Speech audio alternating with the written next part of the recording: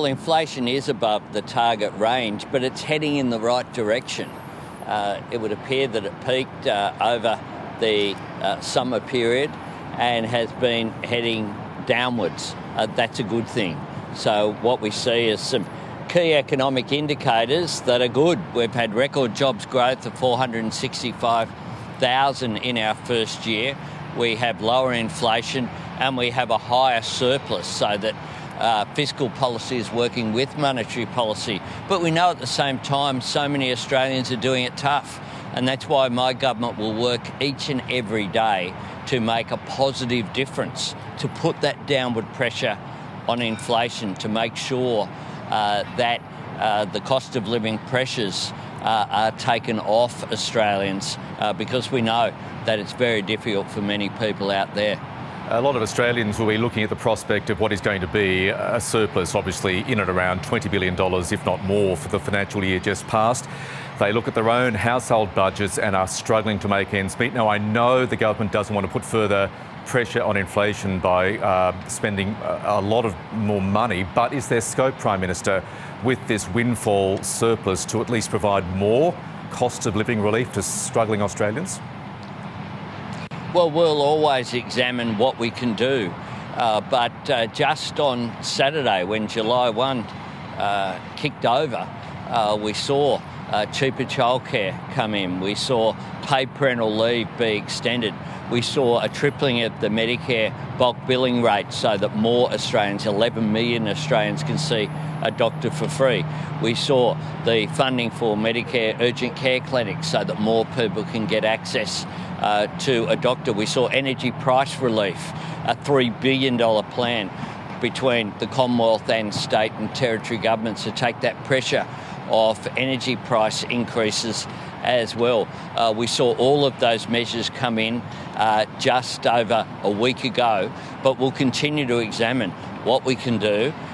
We do need to understand, of course, that if the government just splashed money around, that would put upward pressure when it comes to inflation, which would work counter to what the Reserve Bank is doing on monetary policy. And we need to make sure that fiscal policy and monetary policy work hand in hand, and that's why we have banked most of the savings from the surplus, but that's why as well we announced, when we were conscious about the surplus, the additional $2 billion into public housing so that we could have that investment in a way that put that relief for the construction sector and the creation of jobs and economic activity when it was needed without putting pressure on inflation.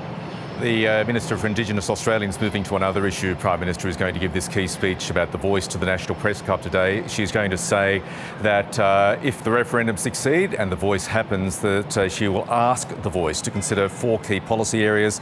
They are health, education, jobs and housing. Should the government, should the minister have been more explicit with such detail much earlier to avoid some of the confusion out there about what the Voice involves? Michael, we've been doing it non-stop every day, including the minister, for a long period of time now. Every advocate for the Voice has been saying that this is about practical difference, closing the gap.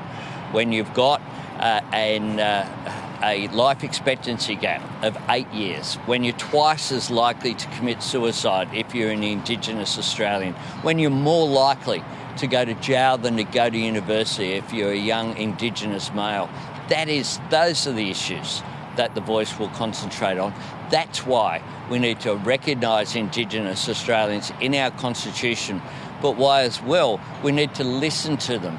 We've been doing things for and to Indigenous Australians with the best of intentions for 122 years since Federation. It's time we did things with Indigenous Australians and that we listen to them and get better outcomes. There's everything to gain here and nothing to lose by a yes vote in this referendum.